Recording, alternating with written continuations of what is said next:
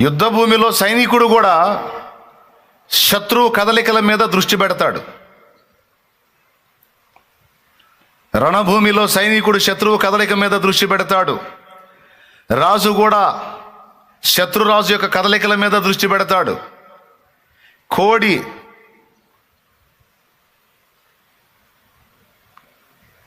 నోరు లేని కోడి చట్టులో పెడితే కిలోన్నర గాని కోడి.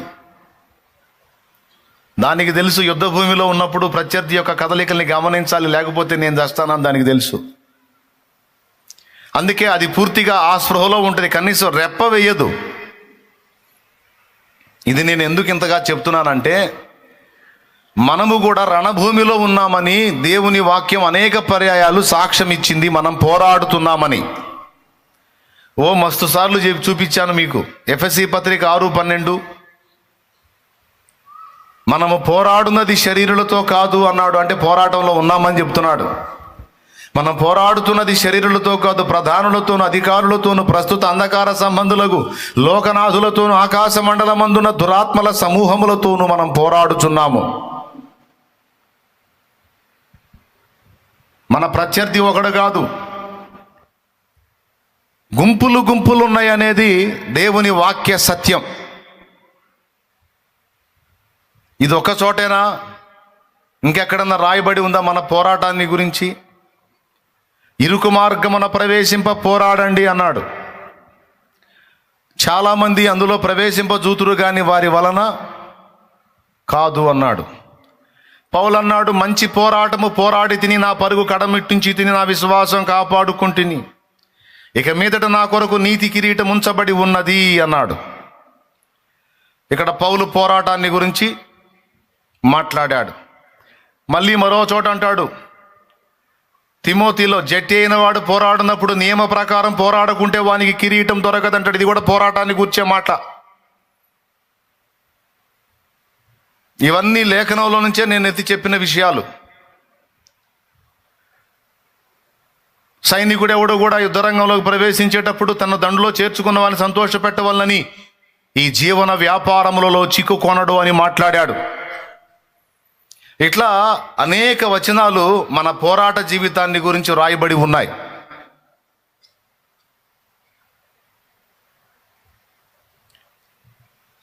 పరిశుద్ధులకు ఒక్కసారి అప్పగింపబడిన బోధ నిమిత్తము మీరు పోరాడాలని మీకు రాయాల్సి వచ్చిందంటాడు యూదా పత్రికలో. ఒకటి అధ్యాయం 3వ వచనంలో, పరిశుద్ధులకు, అపోస్తలులకు, పరిశుద్ధులకు ఒక్కసారి అప్పగింపబడిన బోధ నిమిత్తము మీరు పోరాడాలని మీకు రాయాల్సి వచ్చింది. ఎందుకంటే దెయ్యాల బోధ చేసేవాళ్ళు జొరబడ్డారు, కొందరు రహస్యముగా జొరబడ్డారు. వారు దురాత్మల చేత పీడించబడుతున్నారు, దయ్యాల బోధ చేస్తున్నారు, అబద్ధాల బోధ చేస్తున్నారు. అలాంటి దుర్బోధకుల్ని మీరు ఎదుర్కోవాలి.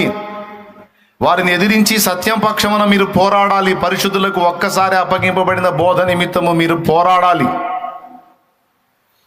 అంటే బోధ చేసే దయ్యాలతో మీరు పోరాడాలి. మిమ్మల్ని శరీరేచ్ఛల్లోనికి, లోకాశల్లోనికి లాక్కు వెళ్ళడానికి ప్రయత్నించే దయ్యాలతో పోరాడాలి. మీలో అసూయని, కాముకత్వాన్ని, భావోద్రేకాలను రెచ్చగొట్టి మీరు భ్రష్టత్వంలోనికి వెళ్ళేటట్టు మిమ్మల్ని శోధించే దయ్యములతో మీరు పోరాడాలి.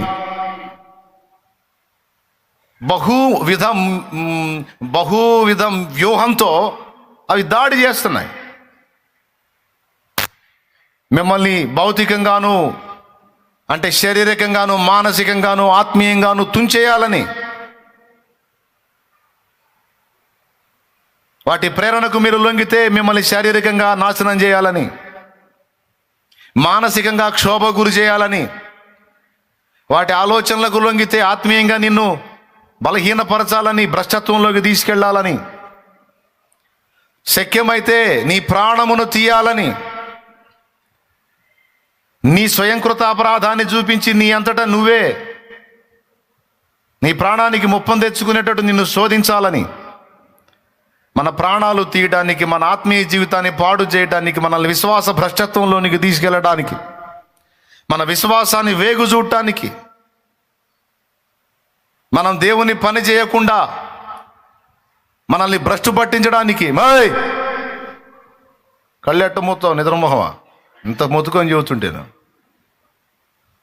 స్తోత్రం చెప్పా. దేవుని వాక్యం వినకుండా నిద్రపుచ్చడానికి, ఆ చెప్పే 4 మాటలు నీ హృదయంలోకి వెళ్ళి నువ్వు అలర్ట్ కాకుండా నీకు మొంపు. ఫిడ్స్ వచ్చినోడు కళ్ళు మోస్తూ ఉంటాడు చూడు. ఫిడ్స్ వచ్చి తగ్గిపోయిన తర్వాత తేరుకున్నాడు, అబ్బాయి రే అంటే అంటుంటాడు. అట్లాగే నిన్ను మంపు గురి చేయటానికి ఫిడ్స్ నా చిన్నప్పుడు మంపులు అంటారు. ఎపిలెప్సీ. అట్లా నిన్ను ఆ మంపు గురి చేయడానికి, మత్తు గురి చేయడానికి, సోమరితనంలోకి తీసుకెళ్ళడానికి, శరీరేచ్ఛలు, లోకేచ్ఛలు, మానుషేచ్ఛలు, భోగేచ్ఛలు, ఐహికేచ్ఛలను మనలో రెచ్చగొట్టడానికి, ఆత్మహత్యల ద్వారా, యాక్సిడెంట్స్ ద్వారా మన ప్రాణాలు తీయటానికి, ఎంత పెద్ద కుట్ర జరుగుతుందో మన వెనక. మనలో చాలామందికి తెలియచావదు, తెలుసుగానే మర్చిపోతాం. వింటానే ఉంటాం వాక్యం, కానీ ఇలా నేను శత్రువు ఎదుట ఉన్నాను, వాడు వేగు చూస్తున్నాడు, అబ్జర్వ్ చేస్తున్నాడు అన్న ఇంకితాన్ని మనం కోల్పోతాం. కానీ వాక్యం అయితే సుస్పష్టంగా చెప్పింది, నిబ్బరమైన బుద్ధి గలవారై మెలకువగా ఉండండి, అపవాది గర్జించు సింహం వలె ఎవరిని మింగుదునా అని తిరుగుచున్నాడు, వెదకుచు తిరుగుచున్నాడు. పేతురు రాసిన మొదటి పత్రిక 5వ అధ్యాయం 8వ వచనం. తెలుసు మీకు, వెళ్ళిపోతారు, సరిపోయింది. ఇక వచనం ఏముందో ముందే చెప్పేశాను, నాకు వెళ్ళి చూడండి. నిబ్బరమైన బుద్ధి గలవారే మెలకుగా ఉండండి, మీ విరోధి అయిన అపవాది, అంటే మీ శత్రువైన అపవాది గర్జించు సింహం వలె ఎవరిని మృంగుదునా అని వెదకుచూ తిరుగుచున్నాడు. వాడు నాయకుడు కష్టపడుతున్నాడు, వాడి దూతలు కష్టపడుతున్నారు, మొత్తం టీం అంతా పోరాడుతుంది మనల్ని అన్ని విధాల దెబ్బతీయటానికి. ఎట్లనో దేవుని మహాకృప మనల్ని ఆవరించి, ఆ మహాదేవుడక మనల్ని కాయుచున్నవాడు, మనం మంపులమై ఉన్నా, మనం నిద్రమొఖాలు వేసుకొని నిద్రమత్తులమై ఉన్నా, ఆయన చురుకుగా ఉండి నిరంతరం మనల్ని కాపాడుతున్నాడు కనుక బతికి బట్టగట్టి తిరుగుతున్నాం. లేకపోతే ఎప్పుడో కథ క్లైమాక్స్కి అయిపోయేది. శాశ్వతమైన ప్రేమతో నిన్ను ప్రేమించుచున్నాను, పర్వతములు తొలగినను, మెట్టలు తత్తరిలినను, నా కృప నిన్ను విడిచిపోదు, నిన్ను కాపాడువాడు కొనకడు, నిద్రపోడు అన్న వాగ్దానాలు మనకిచ్చి, మన మత్తులమై ఉన్న ఆయన మత్తుడై ఉండకుండా ఆయన నిరంతరం మనల్ని కాస్తున్నాడు. మనం నిద్రపోతున్న ఆయన మేల్కొని ఉన్నాడు. ఎందుకు చెప్తున్నానంటే, మనకి శత్రు సమూహం ఒకటి ఉంది. ఒకప్పుడు ఆ సమూహంలో వాటి పెత్తనం కింద మనం బతికిన వాళ్ళం. ఇప్పుడు వాటి పెత్తనం కింద నుంచి బయటకు వచ్చేసాం, జీవం గల దేవుని పెత్తనం కిందికి వచ్చాం, దేవుని రాజ్య సభ్యులమయ్యాం, దేవుని సంబంధులమయ్యాం, దత్తపుత్రాత్మను పొందిన వారమై,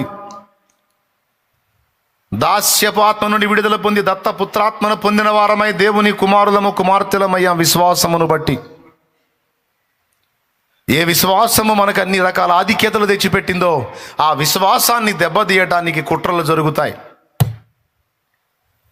మనల్ని విశ్వాస భ్రష్టత్వంలోనికి తీసుకెళ్ళటానికి కుట్రలు జరుగుతాయి. అందుకే పౌలు అన్నాడు, మంచి పోరాటం పోరాడాను, నా విశ్వాసానికి ఎన్ని రకాల ఉపద్రవాలు వచ్చినా, ఎన్ని సవాళ్ళు వచ్చినా అన్నిటిని అధిగమించి నా విశ్వాసాన్ని అయితే ఇప్పటి వరకు కాపాడుకొని ఉన్నాను, ఇక మీదట నాకు నీతి కిరీటం ఉంది అన్నాడు. ఆ నీతి గల న్యాయాధిపతి నాకే కాదు, తనను ప్రేమించే వాళ్ళందరికీ కూడా ఇస్తాడనే మాట ఆయన మాట్లాడతాడు. ప్రియమైన దేవుని బిడ్డలారా, అచ్చంగా దేవుని రాజ్యంలో చేర్చబడిన మన పతనాన్ని ఆశిస్తూ నిరంతరం సాతానుని, దురాత్మలను ఆవాహనం చేసి శత్రు వినాశయ అని మన మీద ప్రయోగించేటువంటి మనుషులు ఉండనే ఉన్నారు.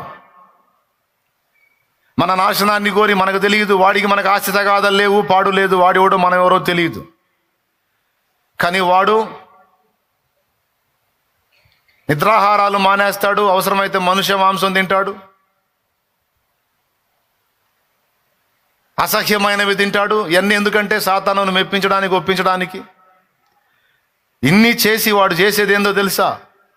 భూమి మీద దేవుని పిల్లలు, దైవజనులు, దేవుని పాత్రలు దెబ్బతినాలి, సాతాను రాజ్యం స్థిరపడాలి, దైవరాజ్యం విచ్ఛిన్నమైపోవాలని వాళ్ళు నిరంతరం దుష్టుని సేవిస్తూ ఆహ్వానిస్తూ దేవుని పిల్లల మీద నిరంతరం అదొక విధమైన దాడి.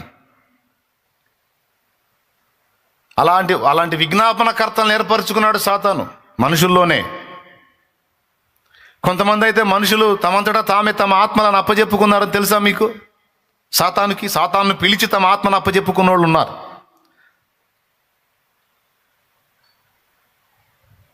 ఒక పక్క మనుషులు, ఒక పక్క దురాత్మలు, దుష్టశక్తులు, అంధకార శక్తులు, అపవిత్రాత్మలు అన్ని కలగలిపి మనల్ని మళ్ళా వెనక్కి తిప్పాలని, మనల్ని భ్రష్టు పట్టించాలని, మన విశ్వాసాన్ని వేగు చూసి మన ఆత్మలను నిత్యము మండే నరకాగ్నికి ఈడ్చుకెళ్లాలని, వాళ్లకు దక్కని మహిమ మనకు దక్కకూడదని, వాళ్లకు దక్కని రాజ్యం మనకు దక్కకూడదని, వాళ్ళుండే పాతాళ అగ్నిలో, నరకాగ్నిలో మనం కూడా ఉండాలని రక్షణలోనికి వచ్చిన మనందరి మీద దుష్టుడు చేసేటువంటి కుట్రలన్నీ కావు. ఈ సంగతి బైబిల్ చాలా స్పష్టంగా చెప్పింది. వాడికి సమయం ఇంకా కొంచెమే ఉందని, బాగా కోపం కలిగిన వాడే భూమి మీదకి వచ్చాడని ప్రకటన 12 సాక్ష్యం ఇచ్చింది.